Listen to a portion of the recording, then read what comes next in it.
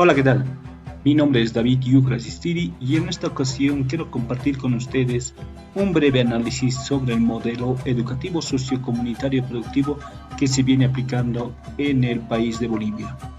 Vamos a hacer un análisis crítico de algunos aspectos que conviene resaltar, y este análisis precisamente lo vamos a hacer desde el punto de vista decolonial. Así que empezamos. Vamos a en total hacer 5 reflexiones críticas para empezar.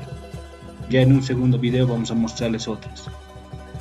El primer aspecto, el del currículo.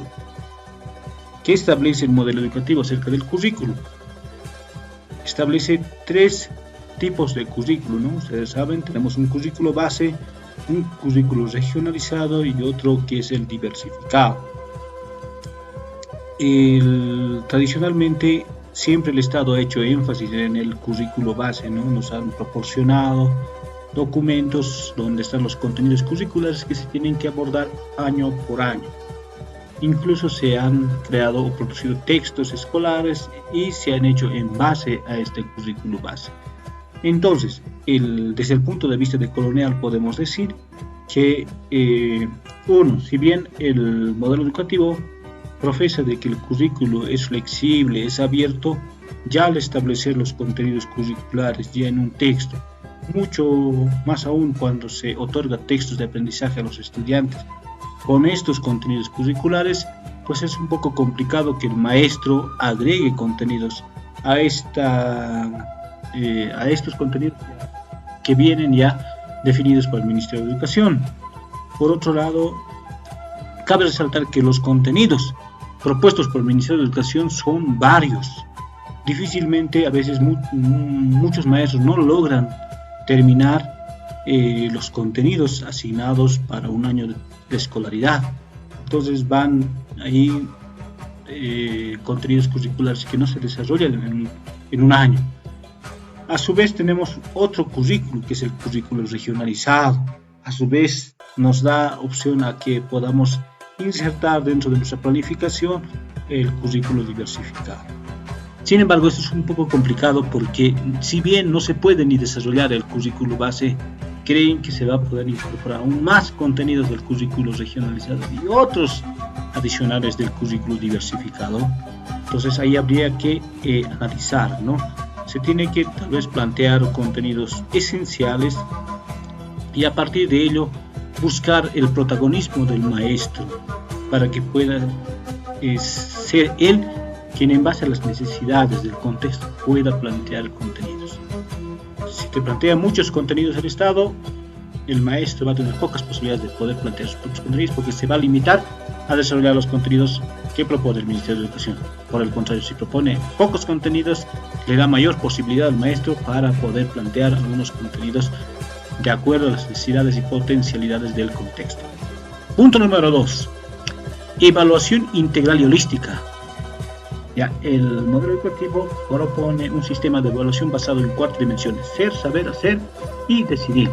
Pero muy bien, vamos a analizar, desglosar un poco cada una de estas. ¿A qué nos referimos con integral? Los mismos textos de Profocom mencionan que lo integral hace referencia al desarrollo de las 4 dimensiones del ser humano, solamente 4: ser, saber, hacer y decidir, ¿no? Entonces, y eso posiblemente es la totalidad de las dimensiones que tiene el ser humano. Pero ¿qué hay de lo holístico? ¿Qué querrá decir lo holístico? Ahí hay un vacío, ¿no? Porque incluso la evaluación solamente se lo hace de manera integral y no holístico, pero en algunas partes del reglamento de evaluación y de los mismos textos del Profocom manifiestan que la evaluación es integral y holística. Es integral, pero no holístico. Lo holístico hace referencia a la articulación de todos los elementos de la realidad, a la relación, al desarrollo primero del ser humano en su plenitud, a la relación o interacción de este ser humano con la madre tierra, con la naturaleza, con el cosmos y con las espiritualidades, ¿no? Y a eso hace referencia lo holístico. Entonces, ¿será que estamos evaluando de manera integral y holística? No, solamente integral. Y fuera de eso, el modelo educativo hacía referencia o hacía una crítica, ¿no?, a la educación cognitivista. Pero ahora que se ve ¿El sistema de evaluación está repartido en 4 dimensiones, pero se evalúan de manera igual? No. A la dimensión del saber se le asigna un puntaje de 45 puntos según el reglamento de evaluación, 40 puntos a la dimensión del hacer, 5 puntos a la dimensión del ser y otros 5 a la dimensión del decidir, para finalizar con una autoevaluación que equivale a 5 puntos, total 100. Entonces podemos concluir que la evaluación o el sistema de evaluación del modelo educativo sociocomunitario productivo aún sigue cognitivista. Punto número 3. Plurilingüismo. ¿Ya? ¿Qué establece el modelo educativo? Y esto está en la ley 070, Avelino Siñay y Lizardo Pérez, promulgada el 20 de diciembre de 2010, que nos dice que la educación debe iniciar en lengua materna. Ya, otro aspecto que también nos menciona, el estudiante debe aprender una lengua originaria y también una lengua extranjera fuera del castellano. Pero bueno, el modelo educativo, muy bien, es un avance. Sin embargo, en la realidad, en la práctica, ¿qué es lo que se ve? Se ve el monolingüismo, se ve la diglosia. Cuando en un espacio, podemos decir capital o ciudad, tenemos estudiantes monolingües, viene un estudiante del campo que sabe la lengua originaria, ¿qué es lo que pasa? En vez de que ese estudiante pueda compartir su lenguaje, sus saberes y conocimientos, ¿qué es lo que pasa? Ocurre que este estudiante que ha llegado a este contexto se va olvidando de su lengua. ¿Y por qué pasa ello? Porque existe una escasa promoción de las lenguas originarias, del uso práctico de estas lenguas originarias en situaciones concretas. Por ejemplo, si nosotros tenemos que defender una tesis, una monografía o un proyecto en el colegio, ¿en qué lengua lo hacemos? En la lengua castellana, ¿no? Agarramos simplemente la lengua originaria para algunos casos, e incluso algunos docentes no saben hablar la lengua originaria. Entonces, poco o nada se puede desarrollar cuando un maestro no tiene esa habilidad lingüística. Punto número 4, interculturalidad. ¿Qué nos dice el modelo educativo? Está en la ley también 070, dice: la interculturalidad consiste en la promoción de la interrelación y convivencia en igualdad de oportunidades entre diferentes culturas. Bueno, ante esto podemos decir que existen escasos espacios donde se puede practicar esta interculturalidad, particularmente las unidades educativas. Existen pocos encuentros, ¿no?, de una unidad educativa con otra unidad educativa.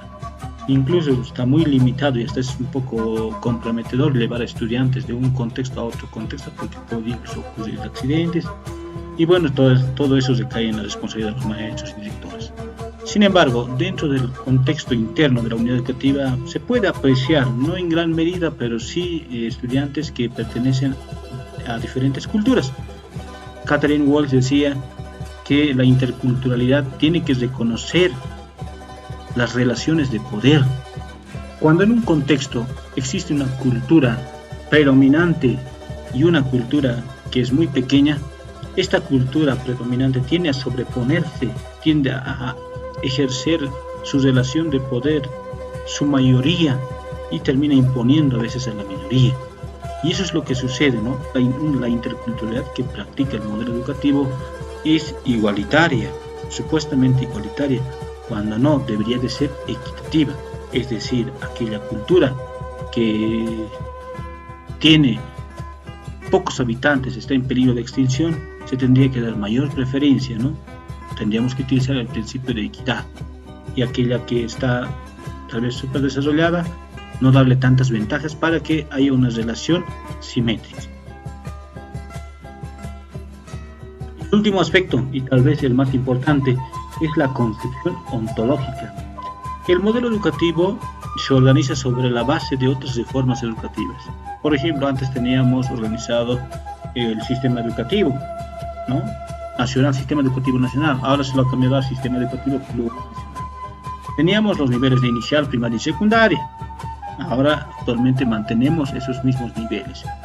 Solamente se le han añadido nombres, se mantienen los mismos años de formación, las mismas materias aún continúan, se ha añadido una que otra materia, por ejemplo en las áreas técnicas, y bueno, pues casi ha habido muy pocos cambios en eso de la organización curricular, en eso de la organización del ámbito educativo.